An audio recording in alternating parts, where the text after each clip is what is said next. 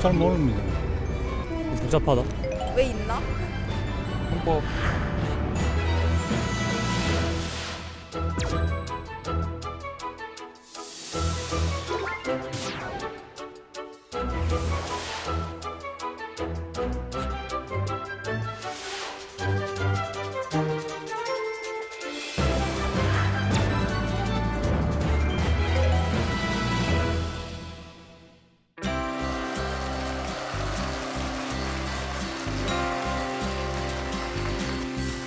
안녕하십니까. 임시의정원 100주년을 기념하는 열린국회 시민아카데미 진행을 맡은 신영일입니다. 헌법은 공기와 같다는 말이 있는데요. 공기처럼 눈에 보이진 않지만 우리 생활에 정말 중요한 영향을 미친다. 없이는 살 수 없다. 뭐 이런 말이 되겠습니다. 오늘도 그렇게 중요한 헌법에 대해서 좀 자세히 알아가는 시간 함께 해보도록 하겠습니다. 자, 오늘도 세 분과 함께 할 텐데요. 이병진 씨는 만약에 헌법을 살짝 고칠 수가 있다면 나는 이런 조항만은 꼭 좀 넣고 싶다. 이런 게 있나요? 아, 내가 마음대로 고칠 수 있습니까? 만약에 그럴 수 있다면 상상할 수 있잖아요. 아, 그렇다면은 예. 저는 사실 그런 생각은 했어요. 그러니까 예를 들어 스포츠 스타들이 국위 선양을 했을 때 예. 그 연금 받잖아요. 예. 연예인도 연금 좀 받았으면 좋겠어요. 국위 선양을 하셨나요? 연금이 들어오면 할게요. 아, 그러니까 노후 보장에 좀 더. 아무래도 예. 이제 저도 이제 중년이고 예. 이제 아무래도 노후에 대한 걱정들이 더 많아지면서 예. 사실 뭐 우스갯소리지만 조금 더 편안하게 쉬면서 네. 복지를 누릴 수 있는 국가였으면 좋겠다는 생각해요. 아하. 우리 가장들 남편들 예. 너무 힘들거든요. 그래요. 힘들죠. 예. 요즘 많이 힘드신가 봐요. 나 죽을 것 같아. 그러니까 이 복지국가, 이 복지 쪽에 조금 더 신경을 써서. 예. 전 그래요. 그래요. 그런 면이 들어가 있었으면 좋겠다. 예. 아비가일 씨는 어떤 부분이 조금 더 추가됐으면 좋겠다. 뭐 이런 게 있을까요? 그래서 요즘은 제가 집에 대한 걱정이 좀 많아졌거든요. 예. 집 월세가 너무 비싸가지고 예. 집 월세를 조금 집주인들이 다 무슨 생각이신지 다 올려버려가지고 예. 좀 골치가 아프게 됐어요. 네, 그래서 이사를 해야 되는데 또 다른 집을 알아봐도 또 조건이 별로 좋지 않아도 집세가 너무 비싸져 버렸거든요. 예. 그런 것들이 이제 국가에서 조금 관리를 해줘야 되지 않나라는 생각을 하거든요. 월세를 많이 못 올리게? 네, 근데 아비가일 씨가 나중에 집주인이 되면 생각이 달라지지 않을까요? 집주인 될 수가 없어요. 비싸서 집을 살 수가 없거든요. 지금 월세 얼마 내세요? 지금은 네. 120. 120. 네. 120이면 아비가일 씨가 좋은 데 사는 거예요. 그죠? 네가 집을 이사를 가야겠다. 네, 집을 집이 가야 돼요. 비싸네. 그러니까 저희 집이요. 예. 이제 엄마랑 남동생 저희 네 식구예요. 그래서 이제 4명 같이 살 수 있는 집이고 또 네. 이제 교통편리도 좋고 그럼 제가 받아주면 좋긴 해요. 집이 좋긴 좋은데 예. 좀 비싸서 예. 어떻게 하면 좋을까요? 일단 그건 헌법에 호소할 문제가 아니고요. 그럴까요? 일단 아비가일 씨가 백주인한테 호소하죠. 아, 예, 그렇습니까? 예. 알겠습니다. 그리고 아비가일 씨가 더 열심히 뛰세요. 더 많이 이사를 보세요. 해야 되겠네요. 예. 그래요. 네. 덕원 씨는 뭐 헌법에 좀 더 신경 쓰고 싶은 그런 부분이 있다면? 이제 그 헌법이 포괄하는 대상들이 있잖아요. 예. 근데 그런 것들이 더 넓어질수록 많은 사람과 존재들이 행복해지는 것 같아요. 그래서 뭐 차별 금지에 대한 부분이 좀 더 보강이 됐으면 좋겠고 이왕 하는 김에 동물도 좀 보장하고 예. 외계인도 좀 보장해서 저는 우주적인 어떤 미래를 대비하면 좋지 않을까. 예. 그런 생각이 듭니다. 외계인까지요? 그 외계인들이 오고 싶어하지 않겠어요? 그 왜 브로콜리도 보장하지 그랬어요? 아 그것도 괜찮네요. 채소들. 채소 권리도 괜찮네요. 네. 예.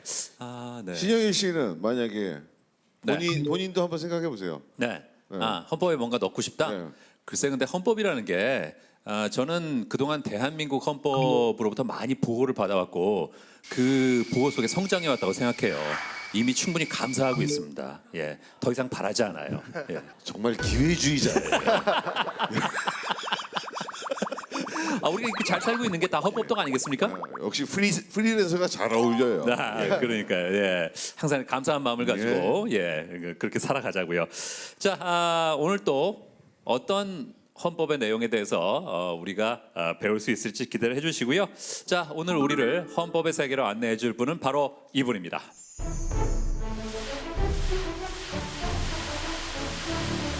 요새는 헌법을 물과 공기에 비유를 합니다. 평소에는 그 소중한 가치를 잘 모르고 있다가 나빠지면 그 소중함을 느끼게 되지 않습니까? 헌법도 우리 국가 생활이 어려워지게 될 때 그 진가를 발휘하게 되는 그런 존재라고 생각을 합니다.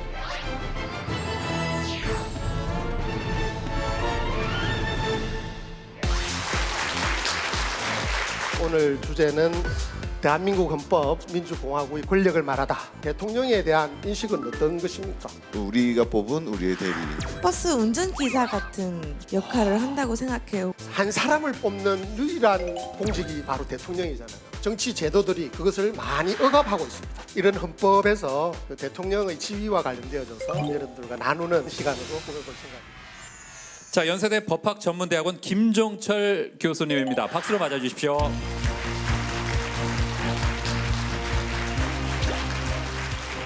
저 교수님께서는 헌법 연구하시면서 어떨 때 가장 보람을 느끼세요? 예, 오늘 사회자님하고 우리 예. 패널 여러분들하고 말씀 나누는 그 장면을 보면서 예. 제가 진짜 보람 있는 연구를 하고 있다 이렇게 생각을 했습니다. 사실은 우리 패널 분들이 말씀해 주신 게 우리 헌법에 다 들어 있습니다. 그것을 구체화하는 게 이제 법률인데 그 법률 부분에서 이제 원하는 만큼 다 보장이 안 되어 있어서 그럴 수는 있는데요. 34조에 모든 국민은 인간다운 생활을 할 권리가 있고요. 그래서 연금 같은 사회보장, 사회복지를 받을 수 있는 그런 권리가 있고 국가는 그것을 위해서 노력해야 할 의무가 있다 이렇게 되어 있고 쾌적한 주거생활도 마찬가지고요. 뭐 동물이니 채소 이렇게는 안 되어 있지만 환경보호와 관련된 국가의 노력 의무 이런 게 있고 우리 국민들도 환경보호를 위해서 노력해야 할 의무가 헌법에 규정되어 있습니다. 아, 그래요. 예. 예. 역시 헌법은 모든 걸 다 포괄하는군요. 예, 그렇습니다. 예, 모든 걸 포괄하는 헌법을 하는 게 저희 보람입니다. 아, 그러시군요. 야, 근데 제가 보기에는 몇 마디 안 들었지만 굉장히 잘 갖다 붙이시는 것 같아요. 아닙니다. 예, 헌법을 한번 읽어보십시오. 네. 그대로 다 나옵니다. 아, 예, 예. 알겠습니다. 예. 오늘 어떤 주제로 말씀을 들을까요? 예, 저는 오늘은 제가 부탁받은 강의 주제는 네. 이런 헌법에서 권력 구조가 어떻게 되어 있는지 하는 부분들을 제가 여러분들에게 전달을 할 생각입니다. 특히 우리는 대통령제 정부 형태를 가지고 있는데 예. 그 대통령의 지위와 관련되어져서 제 소견을 여러분들과 나누는 그런 시간으로 꾸며볼 생각입니다. 네, 기대하겠습니다. 여러분 박수로 청해 보겠습니다. 우리 헌법에서는 크게 두 가지 축이 있습니다. 우리가 국가에 대해서 요구할 수 있는 기본적인 인권, 권리와 관련된 부분이고요. 이 인권이 제대로 작동하기 위해서는 이 국가 자체를 우리 국민들 스스로가 작동을 시켜야 합니다. 민주주의라고 그러죠. 저는 이 민주주의적인 권력의 운용과 관련되어서 우리 헌법은 어떻게 정하고 있는지 여러분들에게 소개하고 저희 생각을 나누는 그런 부분이 되겠습니다. 우리 헌법 제1조 1항에 보면 대한민국 민주공화국이다라고 하고 그 2항에 대한민국의 주권은 국민에게 있고 모든 권력은 국민으로부터 나온다 이렇게 규정하고 있습니다. 이 국가는 그 누구의 것도 아니고 우리 국민들의 것이고요. 정치인들만의 것이 아니고 우리 국민들의 것이다라는 게 민주공화국의 의미의 첫 번째입니다. 국가 권력의 구성도 전부 다 국민으로부터 나온다라는 이 원칙을 잘 이해를 해야 우리가 쾌적한 주거 생활에서 동물들과 더불어서 노후생활 걱정하지 않으면서 살 수 있는 공화국이 될 수 있다라는 겁니다. 두 번째 민주공화국의 의미는 국민에 의한 국가라는 겁니다. 말로만 국민이 주권이다 이렇게 해놓고 국가 권력이 국민을 위해서 작동하지 않으면 의미 없는 선언에 불과하겠죠. 그래서 민주공화국의 두 번째 의미는 국민이 이 국가를 작동시켜야 한다라는 것입니다. 민주주의를 실현해야 한다는 것이고요. 민주주의를 실현하는 이 국민들은 또 자유롭고 평등한 인권을 누리는 그런 존재다라는 겁니다. 우리 헌법 제10조에 의하면 모든 국민은 인간으로서의 존엄과 가치를 가지며 행복을 추구할 권리를 가진다. 국가는 개인이 가지는 불가침의 기본적 인권을 확인하고 보장할 의무를 진다. 이렇게 되어 있습니다. 모든 국민들은 인간으로서의 존엄과 가치를 가지고 행복을 추구할 권리를 가지고 있는 거예요.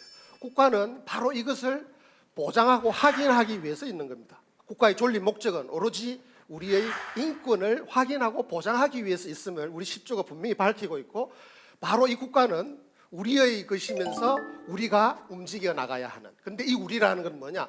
우리가 스스로 의견을 내고 만들어가는 그 의견도 한 사람이 주도해서 만들어내는 게 아니고 전부 다가 평등한 관계에서 다원적인 다양한 의견들을 모아서 꾸려나가는 국가다라는 것이 국민에 의한 국가. 이게 두 번째 민주공화국의 의미가 되겠습니다.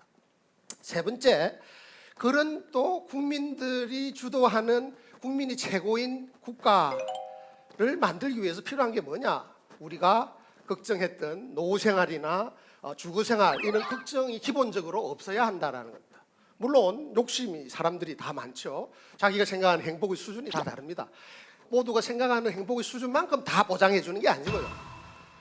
모든 사람들에게 최소한은 인간다운 생활을 할 수 있는 수준은 보장되어야 정치도 관심을 가지고 경제에도 관심을 가지고 문화적인 생활도 누릴 수 있게 되는 것이죠. 그래서 우리 헌법은 명실상부하게 이 세 가지 의미, 국민의 국가, 국민에 의한 국가, 국민을 위한 국가라는 민주공화국 기본 정신을 헌법에 분명하게 선언하고 있고 그것들을 실현하기 위해서 자세한 규정들을 두고 있다.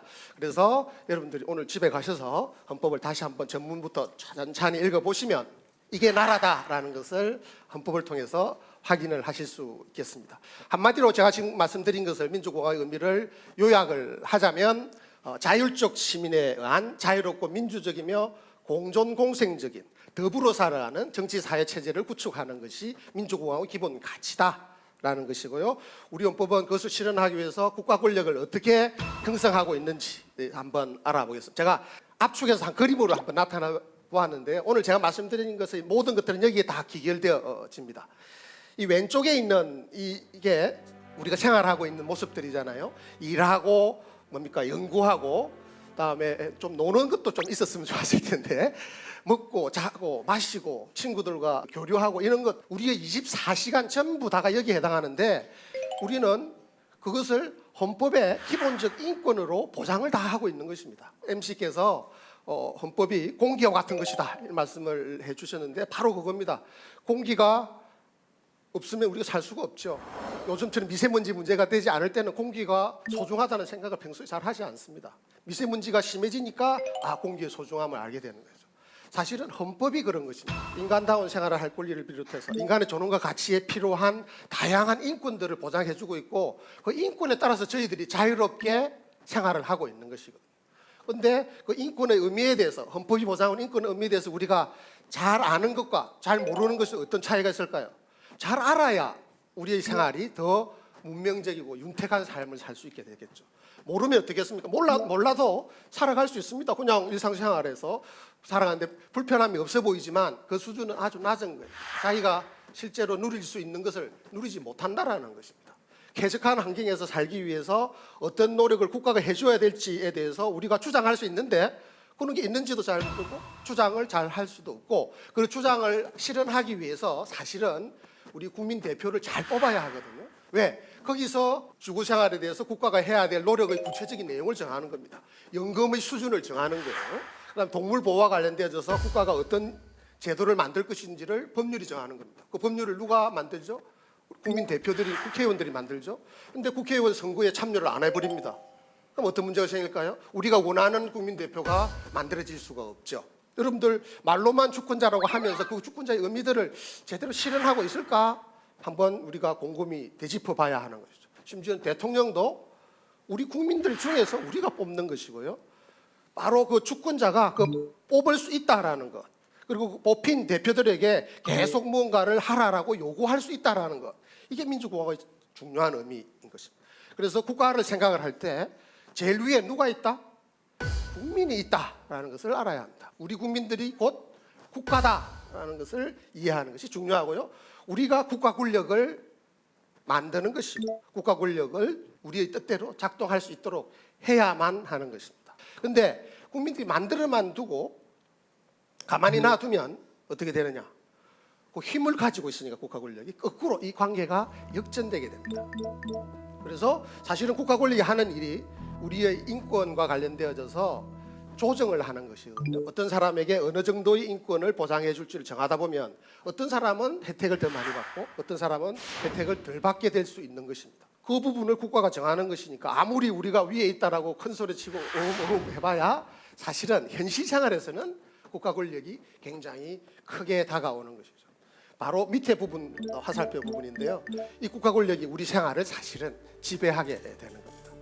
여러분들은 평소에 의식하지 못하지만 우리가 먹고 마시고 자고 일하고 이 모든 것들이 사실은 국가가 정해놓은 헌법의 틀 안에서 많은 법률들에 의해서 규제되고 있습니다. 여러분들이 마시는 물마저도 여러분들 생수 함부로 만들 수 있는 게 아닙니다. 생수도 법률이 정한 그 요건하에서 절차를 밟아서 인가를 받아가지고 그 회사가 그 요건을 따라서 만들어요. 거기에 관련된 먹는 물과 관련된 많은 법률들이 존재합니다.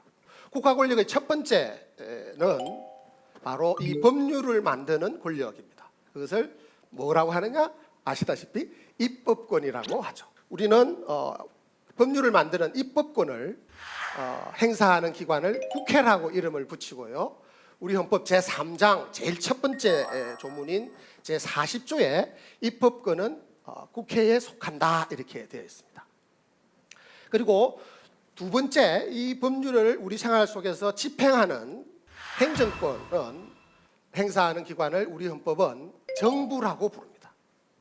정부라면 입법, 행정, 사법을 다 통틀어서 정부라고 하는 경우도 있는데 우리 헌법에서는 정부에 관한 장이 우리 헌법 제4장입니다.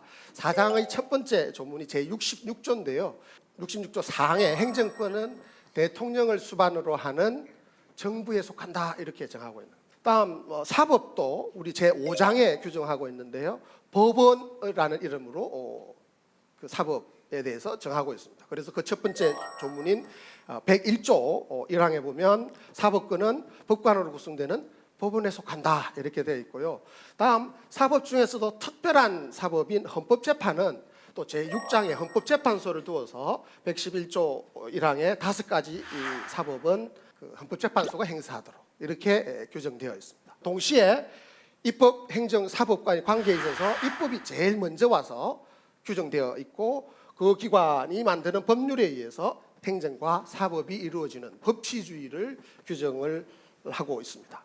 그래서 그 법치주의 정신에 맞는 내용들을 보면 우리 37조 2항에서 국민의 자유와 권리는 국가안전보장, 질서유지 또는 공공복리를 위해 필요한 경우에 한하여 법률로서 제한할 수 있게 되어 있어요. 법률이 없으면 우리의 인권을 제한할 수 없는 것입니다. 우리 헌법이. 이게 바로 법치주의입니다. 법에 의해서만 국가 권력이 발동되어야 하고 그것에 의해서 우리의 인권이 일정 부분 조정이 가능하다라는 것을 이야기하고 있습니다. 좀 더 구체적으로 오늘 제가 국가 권력 모든 것들을 다 할 수가 없기 때문에요. 그 중에서도 행정권을 행사하는 정부에 대해서 제가 좀 말씀을 올리고자 합니다. 특히 66조 4항에 행정권은 대통령을 수반으로 하는 정부에 속한다 이렇게 되어 있죠. 이게 행정권을 행사하는 전체적인 구성도입니다. 미국 연방 헌법에는 행정권이 대통령 1인에게 주어져 있습니다.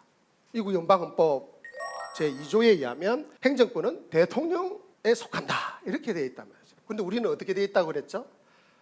대통령을 수반으로 하는 정부에 속한다라고. 이게 정부입니다. 대통령을 포함해서 국무회의, 국무총리, 행정각부 그리고 감사기관의 감사원까지 포함해서 우리는 정부라고 부르는 거예요.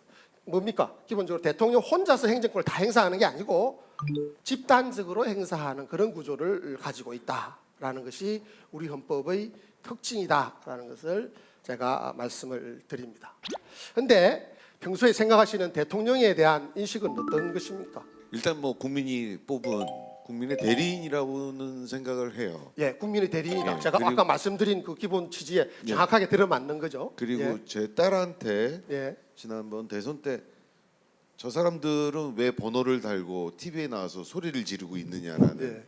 질문을 했을 때 좀 이해를 쉽게 하기 위해서 우리 반 반장을 뽑는다라고 얘기를 했거든요. 그러니까 우리 학급을 위해서 일할 사람을 뽑는데 서로 뽑아달라고 지금 외치는 중이다. 그래서 잘 선택해서 저 중에 한 명을 우리 반 반장으로 뽑아야 된다. 그래서 잘 뽑아야 되겠니? 아무렇게나 막 찍어야 되겠니? 그랬더니 7살 아이가 얘기하더라고요. 잘 골라야겠네요. 예, 예. 심지어 저한테 골라줬거든요, 번호도. 네, 근데 전 그 생각이 맞는 것 같습니다. 우리가 뽑은 우리의 대리인. 아, 예, 우리 저 이병준 선생님은 제가 사실은 말씀드리고자 하는 걸 그대로 말씀을 해주신 것 같습니다. 그 자녀분에게도 우리 저 정치 교육, 시민 교육, 헌법 교육을 잘 시키고 계신 겁니다. 우리 아비가일 씨는 어떠신가요? 대통령을 뭔가 상징적으로 생각한다면 예, 예, 저는 이제 그 버스가 있잖아요. 예. 버스 운전기사 같은 역할을 한다고 생각해요. 우리가 다 같이 가는 목적지가 있는데 우리가 다 함께 잘 갈 수 있도록 이끌어주는, 우리를 잘 인도해주는 그런 사람이라고 생각합니다. 예.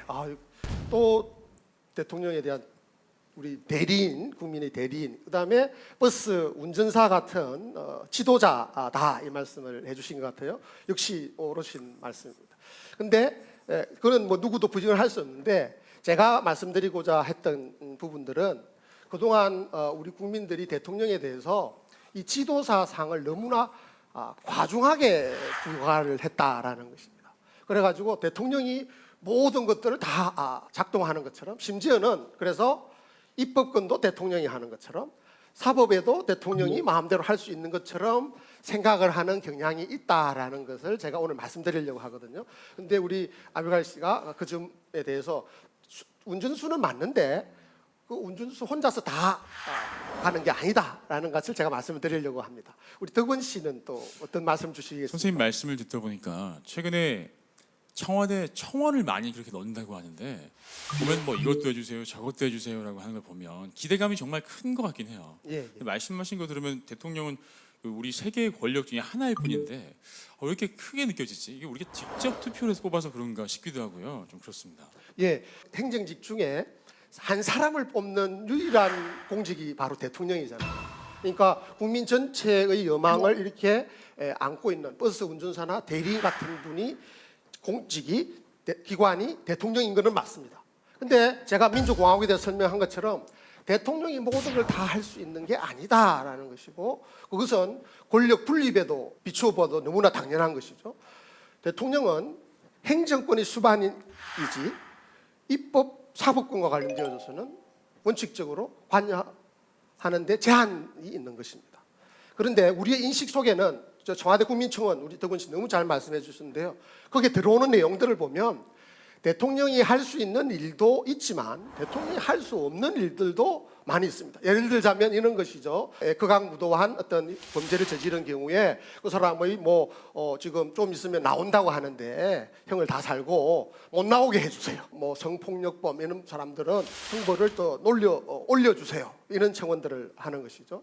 근데 형벌은 형법이라는 법률이 있어야만 부과할 수 있는 겁니다. 근데 형법이라는 법률은 누가 만듭니까? 국회가 만드는 것입니다. 그래서 그 형벌을 바꾸는 그런 청원은 원칙적으로는 어디에 해야 되는 것이죠? 국회에 하는 게 맞는 것입니다. 다만 대통령에게 또 하는 게 전혀 의미가 없는 것은 아닌 것은 우리는 국회가 이 법률을 확정을 하기 전에 법률안을 가지고 심의를 하지 않습니까? 법률안은 국회의원들뿐만 아니고 우리나라는 정부도 법률안을 낼 수가 있게 되어 있습니다. 그러니까 법률안을 내어서 뭐 하게 하는 데 있어서 전혀 관련이 없다라고 할 수 없지만 막연한 생각 속에 법도 마치 대통령이 주도해서 만드는 것처럼 이런 오해를 하는 부분들이 없지 않아 있다라는 것인데요. 그게 우리의 오랜 역사에서 전혀 근거가 없는 게 아닙니다. 군주국의 왕처럼 대통령 1인에게 모든 권력들이 집중되었던 적이 있습니다. 1972년 헌법이라고 그러는데 우리가 일러서 유신헌법이라고 줄여서 부르는 헌법입니다. 그 헌법에 의하면요, 처음으로 국가 원수의 지위를 대통령에게 부여합니다. 그 대통령은 유신헌법 하에서 정부의 수반이고요. 그건 지금과 같죠. 더 나아가서 통일주체 국민회의라는 기관의 의장의 지위를 줍니다. 그런데 통일주체 국민회의가 어떤 기관이냐? 유신헌법 35조에 보면요, 온 국민의 총의에 의한 국민적 조직체로서 국민의 주권적 수임기관이다 이렇게 되어 있습니다. 그 주권을 국민이 행사하는 게 아니고 바로 이 통일주체 국민회의가 국민을 대신해서 행사한다라고 한 것입니다. 그리고 이 통일주체 국민회의에서 국회의원의 3분의 1을 선출할 수 있게 했단 말입니다.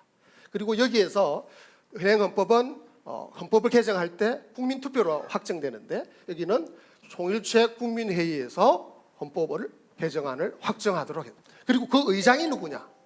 대통령이다라는 것이죠. 그 결과 어떤 결과가 빚어지느냐? 그 헌법에 의해서 제8대 대통령이 선거를 하게 되는데요. 통일주체 국민회의가 대통령 선출권을 가지고 있습니다. 그래서 체육관 선거라고도 하죠. 거기에 통일주체 국민회의 대의원이 2,359명이 투표를 합니다. 근데 2,357명이 박정희 후보를 대통령으로 선거합니다. 반대는 한 명도 없었고요. 특이하게도 왠지는 모르지만 2명이 기권이 있습니다. 어디서 많이 본 어떤 투표 방식 아닌가요? 예? 예, 북한의 이런 선거 결과들이 심심치 않게 나오는 것으로 저희들이 알고 있습니다. 북한을 저희는 거기도 공화국이라는 명칭을 쓰지만 민주공화국이다라고 분류하지 않습니다. 아까 말한 국민을 위한 국가하고는 다른 방식의 거기는 공동체를 꾸리고 있기 때문에 그런 것입니다. 근데 우리는 민주공화국을 이때에도 유신헌법부터 포방하면서도 사실은 민주공화국 기본 정신에 전혀 어긋나는 권력 체계를 두고요. 특히 가장 핵심적인 게 뭡니까? 대통령이라는 사람 한 사람에게 국가 권력이 초집중되도록 되어 있고 그러다 보니까 그 이후에 우리 국민들 생각하는 대통령이 당연히 그렇게 해야 되는 것이다 생각을 하는 것이죠. 그런데 지금 현행헌법은 어떻습니까? 헌정사를 다 말씀드릴 수는 없지만 유신이 종말을 고하고 소위 이제 제5공화국이라는 그런 체제가 1980년 헌법에 의해서 잠시 있다가 그다음에 87년에 그 체제를 저희들이 바꾸었죠. 어떻게 바꾸었습니까? 1987년 6월 항제에 의해서 바로 행정권의 수반인 대통령을 직접 국민들이 뽑는 그런 체제로 바뀌었던 것이죠. 제가 말씀드리고자 하는 것은 현행헌법은 민주적 대통령입니다. 현행헌법에도 일부 대통령의 권한이 입법이나 사법에 관한 인사권 등이 대통령에게 남아 있어서 대통령의 권한이 상대적으로 센 것은 사실이지만 유신헌법하고는 격을 달리하는 것입니다. 말 그대로 대통령의 헌법상의 지위라는 것은 행정권의 수반이다라는 것인데 그런데 우리들의 인식은 어떠냐? 유신시대 이래로 제왕적으로 군림하는 그런 대통령의 인식이 여전히 남아있어서 모든 것들을 다 대통령에게 묻고 대통령이 해주기를 바라고 뭔가 잘못되어도 대통령의 책임인 것처럼 묻는 그런 좀 과도한 민주공화국의 정신하고는 안 맞는 그런 현실들이 있다라는 것입니다. 우리 재헌헌법 제1차 1948년 헌법이라고 그러죠. 거기에 정부 형태와 관련되어서 많은 사람들이 알고 있는 게 그것은 그때 초대 대통령이 이승만이고 대통령제 정부 형태다 이렇게 생각을 합니다. 특히 헌법 개정 논의 과정에서 원래 정부 형태는 의원 내각제였는데 강력한 정치인이었던 이승만 씨가 미국식 대통령제로 바꿔야 된다 이렇게 주장해서 대통령제로 하루아침에 바뀌었다 이런 식으로 이해하고 있습니다. 이게 재헌국회 개원식 당시에 모습. 그때 당시는 국회의장이었고요. 다음에 재헌헌법에 이렇게 서명하는 이런 장면이 있고, 이게 재헌헌법 사본입니다. 유감스럽게도 재헌헌법 원본은 소실되었습니다. 6.25 전쟁 중에 소실되어서 그때 기록을 복원시켜서 이제 이렇게 사본을 저희들이 보관하고 있는 조금 가슴 아픈 현실인데요. 근데 재헌헌법의 조문, 핵심적인 조문 제가 몇 가지를 가져왔는데, 이것을 보면 재헌헌법이 과연 대통령제인가라는 것에 의문을 가질 수 있습니다. 대통령은 행정권의 수반으로 되어 있어요. 그거는 지금 같죠. 근데 재헌헌법 53조에 대통령은 누가 뽑느냐? 국민이 직접 뽑는 게 아니고 국회에서 뽑게 되어 있습니다. 입법권을 가진 국회에서 행정부의 수반을 뽑는 정부 형태가 있습니다. 그게 의원 내각제거든요. 근데 명칭은 대통령으로 되어 있지만 국회가 행정부의 수반을 뽑는 제도. 사실은 그것은 대통령이 있기 때문에 대통령제라고 하는 게 옳을까요?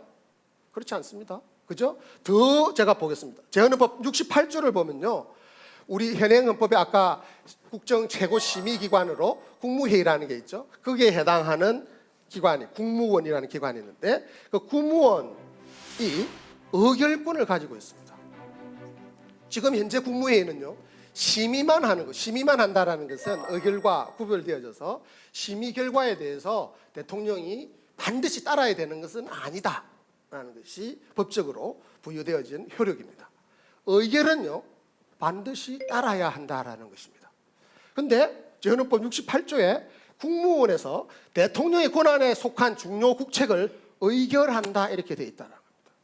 이거는 국무원은 내각 책임제 국가에서 내각에 해당하는 것이거든요. 자, 내각의 수반을 국회에서 뽑아. 그다음에 그 내각에서 대통령의 권한에 관련된 사항을 의결을 해. 이거는 전형적인 내각 책임제의 요소다라는 것입니다. 그런데 유감스럽게도 이것은 헌법에만 그렇게 되어 있었고, 실제 운용은 대통령제처럼 대통령이 주도해서 했던 것입니다. 그러니까 우리는 착각을 하는 것이죠. 재헌헌법은 대통령제 국가였고 우리는 대통령제 국가를 가졌었다 이렇게 생각을 하는 것입니다. 이게 우리 현대사의 뼈아픈 현실이었다라는 역사라는 겁니다. 헌법의 대로 국가 권력이 작동하지 않고 권력자가 오히려 헌법을 무시하고 권력을 행사해온 역사가 있고요. 그러다 보니까 대통령에 대해서 또 다른 오해를 많이들 하고 있는데, 현행 헌법도 마치 우리 대통령이 유신헌법처럼 제왕적 대통령제를 가지고 있는 착각들을 한다는 거죠. 우리 현행 헌법에는 정부 내에서 아까 말씀드린 대로 대통령 혼자서 미국 대통령처럼 행정권을 가지는 게 아니게 되어 있습니다. 혼자가 아니고 국무회의, 국무총리, 행정각부, 감사원까지 다 포함해서 행정권이 있고요. 그 행정부의 조직에 관해서 대통령이 마음대로 할 수가 없습니다. 행정 조직에 대해서는 법률로 정하도록 되어 있습니다. 행정권이 행사된 중요 조직에 대해서 실제로 감나라 배내라 할 수 있는 게 누구다? 입법자다라는 거죠. 그런데 우리는 이런 유신헌법이나 초대 재헌헌법 이래의 오랜 어떤 인식에 의해서 헌법에 따라서 대통령을 인식하고 국가 권력을 인식하는 게 아니고, 그 반대로 헌법은 좀 무시하고 정치 권력을 행사하는 사람 중심으로 인식하는 경향들이 심해져 왔다라는 것입니다. 독재의 유산이죠. 나쁜 유산입니다. 그래서 지금 현재 대통령 국민의 대리인이고 버스 운전사 같은 그런 지위를 가지지만, 그 운전사가 자기 마음대로 노선을 벗어나서 갈 수 있는 그런 게 아닌데, 마치 그럴 수도 있는 것처럼, 노선도 버스 노선도 자기가 정하고 할 수 있는 것처럼, 손님도 자기가 받고 싶은 사람 받고 안 받고 싶은 안 받아도 되는 그런 존재로 인식을 한다라는 거죠. 제가 그렇게 정치 쪽 관련한 뉴스나 이런 거는 솔직히 이렇게 많이 찾아보는 편은 아니거든요. 근데 최근에 이제 대통령 행보에 관련한 그 기사의 댓글 중에 제가 좀 기억 남는 거 하나는 대통령이 슈퍼맨이냐라는 말이 있어요. 그래서 사실 굉장히 좀 그때는 몰랐는데 지금 오늘 강의를 들으면서 사실 그 댓글에 대한 이해를 좀 할 수 있을 것 같거든요. 우리 헌법 내에는 국무총리라는 직위가 있고요. 이 국무총리도 행정권의 2인자거든요. 대통령의 명을 받아서 행정각부를 통할해서 법률을 집행하는 그런 중요한 직위입니다. 근데 이 국무총리는 대통령이 그냥 혼자 임명할 수 없습니다. 국회에서 동의를 받아야만, 동의를 해줘야만 임명될 수가 있다라는 것이죠. 이 국무총리는 소위 우리가 장관이라고 불리는 그 직이 국무위원직을 가져야 장관이 되어지는 것이거든요. 그 국무위원들을 대통령 혼자서 또 임명할 수가 없어요. 국무총리와 협의해서 국무총리가 추천을 해줘야, 제청을 해줘야 임명할 수 있게 되었습니다. 심지어는 대통령의 국법상의 행위는 문서로 하게 되어 있고 그 문서에 국무총리하고 관계 국무위원 장관들이 부서하게 사인을 하게 되어 있습니다. 대통령이 혼자서 그걸 마음대로 국정을 행사할 수 없도록 하는 그런 견제 장치들을 두고 있다는 것이죠. 그런데 운용은 좀 여기에 미치지 못하는 것입니다. 우리 헌법에 의하면 대통령의 주도권이 너무 강한 그런 경향들을 보이는데 저는 그 원인이 이 헌법과 같은 이 제도에 있는 게 아니고 헌법 제도를 오히려 잘못 오해해서 생기는 문제다라는 것입니다. 헌법이 정해놓은 대로 이런 견제와 균형의 어떤 작동 장치들이 가동될 수 있도록 해주는 것이 필요한데 우리들이 너무 대통령에 대해서 헌법의 기준에서 판단하지 않고 헌법은 무시하고 그냥 자기가 알고 있는 대로 느끼고 있는 대로 그리고 오랜 독재 시대의 관행에 의해서 사실은 나쁜 관행들이 있는 그것대로 그냥 하다 보니까 현재 민주적 대통령제도 정적 대통령제인 것처럼 비판을 받거나 오해하는 경향들이 생기게 된다는 것입니다. 그런데 전혀 그럴 수 없고요. 실제로 정치 과정의 제일 중심은 국회다라는 것입니다. 국회에서 법률을 만들어 주어야만 대통령이 일정한 권력을 행사할 수 있다. 그리고 그 대통령이 행사하는 권력마저도 법원이나 헌법재판소나 국회, 헌법재판소가 어떻게 했죠? 대통령을 파면도 시킬 수 있는 것입니다. 잘못하면 그런 견제 장치들을 두고 있는 게 현행 헌법이다라는 것을 우리가 잘 이해를 해야 한다라고 생각을 합니다. 그런데 유신 시대에 있었던 대통령의 지위 중에 국가원 수직이 현행 헌법에도 그대로 있습니다. 유신의 잔재인 것이죠. 그런데 아까 우리 아비가일 씨가 말씀하신 것처럼 국가원수라는 것이 유신 헌법의 대통령처럼 모든 삼권에 해당하는 것들을 다 독재적으로 행사할 수 있는 그런 국가원수도 있을 수 있고 우리 현행 헌법처럼 그런 견제와 균형의 장치 속에서 민주적으로 작동하는 그런 국가원수도 있을 수 있는 겁니다. 민주적 국가원수는 의전적이고 상징적인 지위인 것이다. 헌법상 대통령의 핵심적인 지위, 실질적인 지위는 삼권주거의 하나인 행정권의 수반의 지위가 핵심이고 마지막으로 제가 여러분들에게 또 나누고 싶은 것은 민주주의 체제하에서 대통령의 이중적 지위라는 것인데요. 대통령이 행정권이 수반이니까 대통령은 행정만 하면 된다 이런 생각이 있고요. 대통령은 정치에 개입해서는 안 된다 뭐 이런 이야기들이 간혹 나오기도 합니다. 대통령은 행정만 하면 되는 존재일까요? 우리 패널 분들 어떻게 생각하세요? 이번엔 덕원 씨부터 먼저 말씀을 좀 해보실까요? 근데 말씀을 들어보니까 왜 이게 과대평가를 하고 있는 거지? 이런 생각이 들고요. 말씀하신 행정만 하고 근데 대표는 또 필요하지 않습니까? 맞습니다. 우리나라의 대표는 예. 그 역할만 하면 되지 않을까 싶은데요. 그래서 아까 말씀드린 국가원수는 외국에 대해서 대표하는 그런 의존적인 역할을 하게 되는 것이죠. 근데 여기 제가 말씀드린 것은 행정만 하면 된다라다 보니까 오해가 또 생긴다라는 게 저희 주장이거든요. 거기에 대해서 또 아비갈 씨는 또 어떻게 생각하십니까?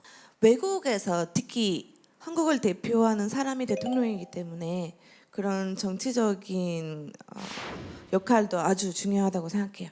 예. 세계에서 특히, 예. 대표하는 대한민국의 외교 모습. 관계 부분에서 대통령의 역할이 중요하다라는 것이고요. 예, 외교도 행정의 한 부분이거든요.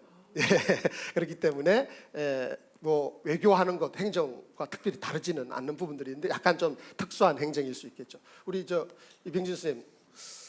저는 글쎄요 모르겠어요. 일단 행정도 단어로서 행정으로만 보면은 저게 어느 정도 범위까지인지 모르지만 좀 집중할 수 있고 최대한 일을 잘할 수 있도록 여건을 만들어주는 것도 사실은 법으로 제대로 정해져야 된다 생각을 하거든요. 지금 들어보니까. 예, 저도 지금까지 말씀해온 것처럼 입법, 행정, 사법이 민주공화국의 권력이 분립돼 있고 대통령은 사실은 행정권을 중심으로 하는 기관이지 그 이상을 기대해서는 안 된다 이런 말씀을 드렸는데, 근데 거기에 머물러다 보면은 엉뚱한 결과가 또 나오게 된다는.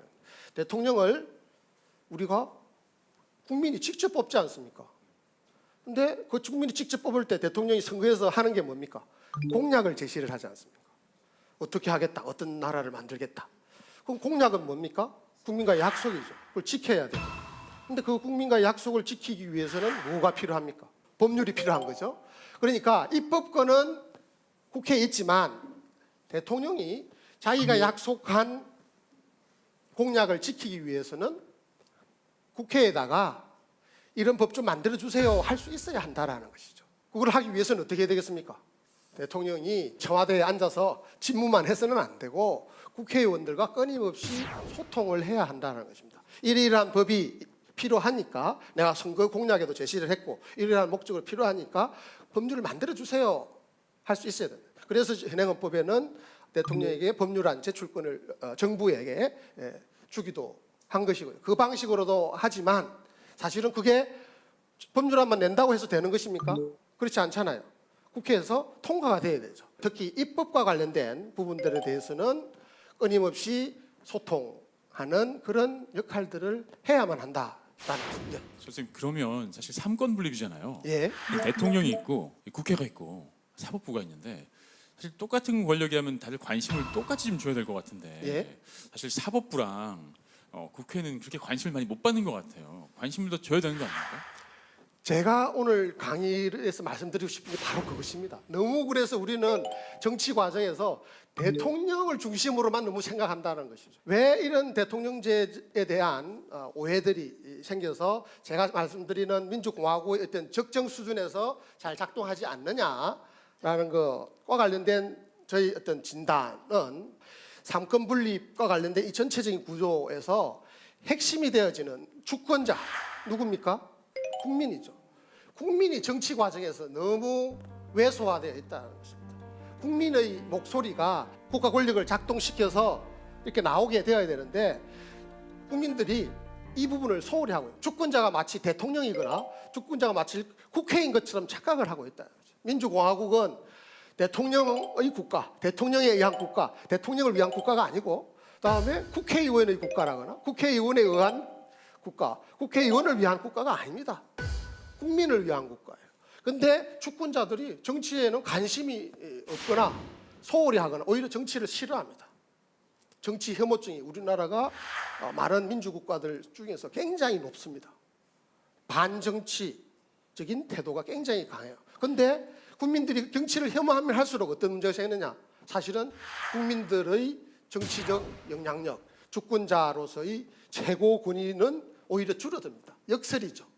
그걸 좋아하는 것들은 직업적으로 정치를 하시는 분들이 국민들이 그냥 내맡겨 두는 것이죠. 그게 바로 문제고요. 그것을 가능하게 하는 것은 이런 민주공화국의 정치를 살리는 것이 아니고 우리의 정치 제도들이 그것을 많이 억압하고 있습니다. 선거법이나 정당법이 대표적인 것인데요. 선거제도는 특히 국회의원 선거제도는 국민의 상당수를 자기가 원하는 대표로 선출해내지 못하는 그런 문제점이 있어서 지금 국회 정치개혁특위에서 현안이 되고 있지 않습니까? 다음, 국민 중에 중요한 부분이 여전히 아직 주권자로서의 지위를 제대로 행사하지 못하고 있습니다. 청소년인데요. 19세 이상만 선거권을 부여하고 있습니다. 많은 나라들이 18세 이상으로 선거권을 낮추고 있고요. 미국의 일부 주나 오스트리아 같은 데는 16세 선거권을 부여하고 있습니다. 우리나라에만 선거권이 너무 높게 책정되어 있으니까 청소년들을 위한 교육제도 이런 부분들이 잘 형성이 안 되는 것이죠. 정작 가장 중요한 교육의 혜택을 받아야 하는 청소년들이 어른들만에 의한 교육제도에 의해서 신음하고 있는, 이게 청소년 참정권 운동하는 친구들이 지금 삭발해서 자기 의사를 표시하는, 우리에게도 선거권을 달라라는 것인데 이런 것이 필요하고요. 교원 공무원의 정치적 자유도 과도하게 지금 제한을 하고, 정작 중요한 것은 선거법이나 정당법에서 국민들의 일상적인 정치 활동을 너무나 억압하고 있습니다. 그게 잘 돼야 주권자로서 국가 권력을 부릴 수 있게 될 텐데, 대리하게 할 텐데, 운전수를 잘 뽑아야 되는데 장치들을 너무나 억압하고 있는 것입니다. 뭐 사전 선거운동 금지라는 이유로 국민들이 평소에 정치 활동을 통해서 자기를 알릴 수 있는 기회를 다 막고 있어요. 대표적으로. 그리고 심지어는 선거 기간에도 유권자들이 할 수 있는 일이 거의 없습니다. 투표하는 것밖에 없어요. 그러다 보니 어떤 문제가 생깁니까? 깜깜이 선거를 한다. 깜깜이 선거가 올바른 대표를 뽑아서 우리 국민 생활을 윤택하게 하는 국회를 만들 수 있겠습니까? 힘들다는 거죠. 그래서 선거법이나 정당법 등을 지금보다 훨씬 자유롭고 민주적인 방식으로 개선을 하지 않으면 대통령만이 모든 것을 좌지우지하는 것으로 착각하는 이런 과거 독재 시대적인 어떤 인식, 문화 잘 안 바뀌게 된다는 거죠. 우리가 주도해서 할 수 있는 방향이 되어야 된다는 것입니다. 그러자면 헌법도 일부 고쳐야 할 부분들이 있다는 것입니다. 특히 국민들이 입법, 행정, 사법권을 국민 대표들에게만 맡겨두어서는 곤란하고 거기에 대해서 국민들이 직접 참여할 수 있는 길이 좀 더 늘어나야 한다는 것입니다. 직접 민주주의가 강화되어지면 주권자인 국민들의 지위가 더 강화되어질 수 있을 것이다 라는 것이고요. 다음, 지방자치도 너무 지금 서울 중심으로 되어 있는 그런 체제 하에서 중앙과 지방 간의 격차가 갈수록 커지는 것, 그것도 민주주의에서도 굉장히 위협입니다. 자기 생활 관련된 중요한 사항들은 자기가 원하는 가치관에 의해서 다양하게 되어야 하는데 우리는 중앙에서 모든 걸 결정하다 보니까 우리 생활들이 사실은 너무나 획일화되어 있다는 것이죠. 그러자면 지방자치, 지방분권을 더 강화하는 방향으로 헌법을 바꾸어야 할 필요성이 있습니다. 더 나아가서 아까 말씀드린 것처럼 우리가 제왕적 대통령제라고 할 수는 없지만 여전히 독재 시대의 유산이 남아 있어서 대통령의 권한이 좀 더 다른 나라들에 비해서 많은 것이 사실이고요. 그 부분들은 좀 조정을 할 필요가 있습니다. 다음, 국가 권력의 가장 시발점인 입법권인 국회가 국민들의 뜻을 잘 반영할 수 있도록 선거제도나 정당법들도 바꾸어야 하지만 국회가 항상 일할 때 상시 국회가 될 수 있도록 하기 위한 그런 장치들을 만들고 국회에도 또 좀 더 행정부를 견제할 수 있는 그런 권한들을 좀 더 보강해 줄 필요가 있습니다. 최근에 또 사법농단이 우리의 지금 국정 현안이 되고 있는데요. 우리 현행 헌법에서 독재 시대를 거치다 보니까 제왕적 대법원장을 중심으로 하는 어떤 그런 수직적 체제를 두다 보니까 사법행정에 의해서 재판의 영향을 받을 수 있는 제도적 길이 지금 열려 있는 것입니다. 이것은 법률로도 함부로 바꿀 수 없는 그런 부분들이 있어서 사법개혁을 제대로 하자면 헌법이 바뀌어야 할 그런 부분들이 일정 부분 있다라는 것이고, 마지막으로 아까 모두에 말씀해 주신 국민들이 노후 걱정을 덜 하고 쾌적한 주거 환경을 누리면서 자연 환경과 더불어서 살아가는 그런 삶을 만들기 위해서는 지금 현행 헌법도 다른 나라 헌법보다 사회보장권을 잘 보장해주고 있습니다. 그렇지만 좀 더 그것을 더 실질화하는 방향으로 해서 국민을 위한 국가를 만드는 그런 노력들이 개헌을 통해서 이루어질 부분이 여전히 있다라고 생각을 합니다. 제가 오늘 말씀드린 것은 대한민국은 민주공화국이고 민주공화국이라는 것은 국민에 의한 국민을 위한 국가여야 한다라는 것을 말씀을 드렸고, 그중에서 특히 정치 과정이 민주적으로 이루어져야 하는데 우리는 대통령제를 약간 독재 시대의 유산에 의해서 오해를 하다 보니까, 그리고 선거법이나 정당법들을 더 민주적으로 바꾸는데 좀 소홀히 하다 보니까 국민이 주권자로서 제대로 대접받고 그 역할을 하는 부분에 있어서는 여전히 좀 미흡한 면이 있다. 우리가 그 점을 잘 알아서 헌법 공부를 더 열심히 하고 우리 생활 속에서도 그 점들을 더 잘 실천하는 그런 계기가 되었으면 한다라는 것으로 요약을 할 수가 있겠습니다. 감사합니다. 고맙습니다.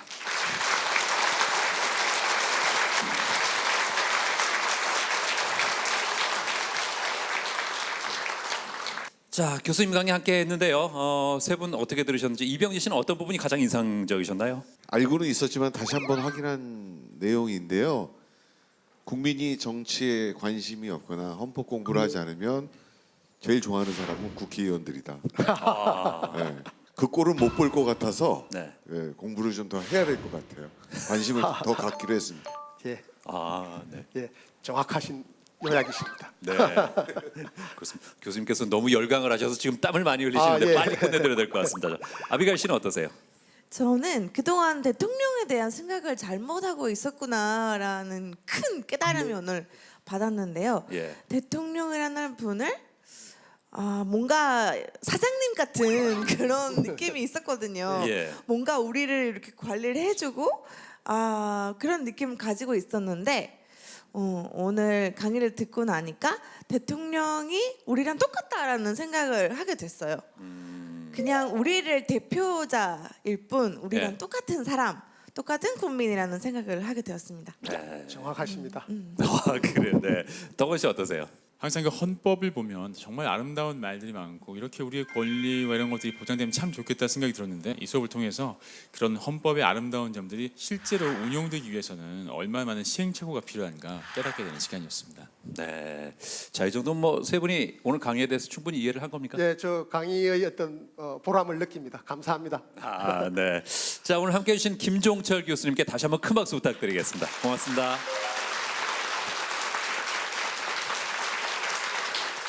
네, 우리 사회의 문제점 중에 하나가 이 정치에 대한 무관심이나 냉소라고 하는데요. 무관심이나 냉소가 많이 퍼질수록 정치 발전에는 전혀 도움이 되지 않고 오히려 정치 퇴행이 되지 않을까 하는 생각이 드는데요. 마찬가지로 우리가 헌법에 대해서 더 많은 관심을 가질수록 더 멋진, 더 좋은 헌법을 가질 수 있지 않나 하는 생각을 해보면서 자, 열린국회 시민 아카데미 다음 시간에 다시 뵙겠습니다. 여러분 고맙습니다. 자, 감사합니다.